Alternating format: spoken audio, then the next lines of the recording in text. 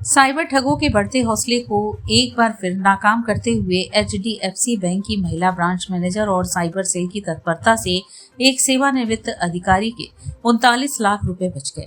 इस साहसिक और सतर्क कार्रवाई के लिए अपर पुलिस आयुक्त सरवण टी ने बैंक मैनेजर स्नेहा सिंह और साइबर सेल टीम को प्रशस्ति पत्र देकर सम्मानित किया। यह घटना 7 नवंबर की है। सेवानिवृत्त अधिकारी को एक फर्जी कॉल आया, जिसमें खुद को दिल्ली पुलिस का अधिकारी बताते हुए ठगों ने कहा कि उनका नाम मनी लॉन्ड्रिंग केस में आ गया है। डर के मारे पीड़ित ने ठगों की बात मान ली और 39 लाख रुपए ट्रांसफर करने के लिए HDFC बैंक की आर्य महिला शाखा में पहुंचे। वहां ब्रांच मैनेजर स्नेहा सिंह ने जब इतनी बड़ी राशि निकालने और तुरंत ट्रांसफर करने का कारण पूछा तो पीड़ित सकपका गए। उनकी हिचकिचाहट और बातों से स्नेहा सिंह को शक हुआ। उन्होंने तुरंत साइबर सेल को सूचना दी। सूचना मिलते ही साइबर सेल के ऑफिसर विराट सिंह मौके पर पहुंचे। पूछताछ में मामला संदिग्ध लगा तो उन्होंने तुरंत ACP विद्युत सक्सेना को अवगत कराया। ACP स्वयं बैंक पहुंचे और कॉल करने वाले नंबर की जांच की। नंबर पर दिल्ली पुलिस का लोगो लगा था, लेकिन जिस खाते में पैसे ट्रांसफर करने को कहा जा रहा था वह पटना के बंधन बैंक का था। इस खुलासे के साथ ही साइबर फ्रॉड की पोल खुल गई। समय रहते कार्यवाही से 39 लाख रुपए की ठगी टल गई और पीड़ित के खाते को सुरक्षित कर दिया गया। इस पूरी घटना में ब्रांच मैनेजर स्नेहा सिंह की सतर्कता और साइबर पुलिस की त्वरित प्रतिक्रिया सराहनीय रही। अपर पुलिस आयुक्त सरवण टी ने कहा, ऐसे सतर्क बैंक कर्मी और हमारी साइबर टीम ही आम जनता को ठगी से बचा सकते हैं। यह टीम वर्क का बेहतरीन उदाहरण है। ACP विद्युत सक्सेना ने लोगों से अपील की है कि पुलिस या कोई सरकारी एजेंसी कभी फोन पर पैसे मांगने या ट्रांसफर करने को नहीं कहती। ऐसा कोई कॉल आए तो तुरंत नजदीकी थाने या साइबर सेल पर सूचना दें। स्नेहा सिंह जैसे सतर्क बैंक कर्मियों की वजह से ही आज एक परिवार की जमा पूंजी सुरक्षित रह सकी।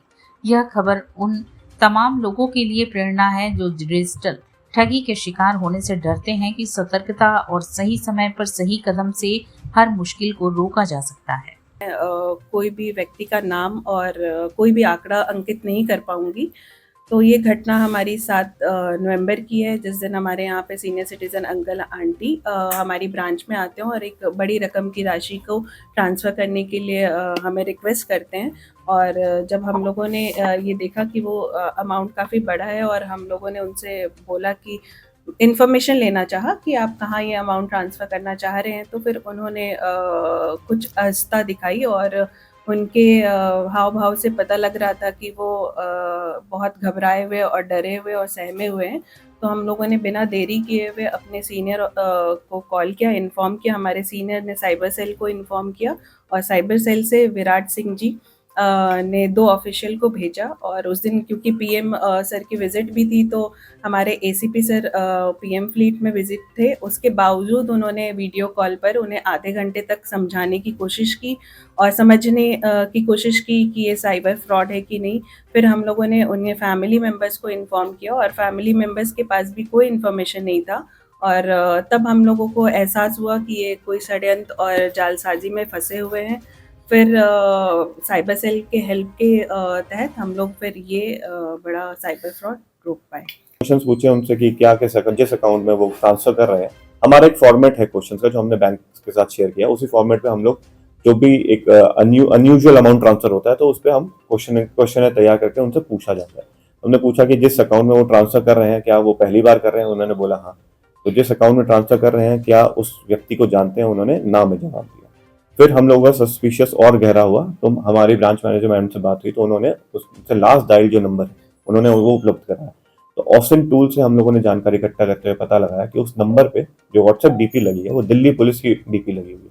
तो यहाँ से हमारा शक जो है और बिल्कुल पक्का हो गया कि ये किसी डिजिटल अरेस्ट फ्रॉड में शायद ये फंस गए हैं।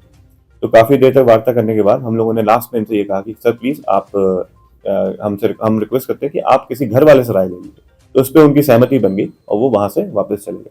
तो आज कुछ 2-3 दिन पहले वो वापस आए और जब उन्होंने राय मशवरा लिया अपने फैमिली से तो उन्हें रियलाइज हुआ कि हाँ वो एक डिजिटल अरेस्ट फ्रॉड में फंस गए थे। और पुलिस को आके और बैंक कर्मचारी को आके उन्होंने काफ़ी धन्यवाद दिया। और वो काफ़ी अप्रिशिएटिव थे उनके वर्ड से कि उनकी जो जमा पूंजी थी, तो रिटायर्ड का जो फंड है, रिटायर्ड पेंशन फंड था, वो होने से बच गई।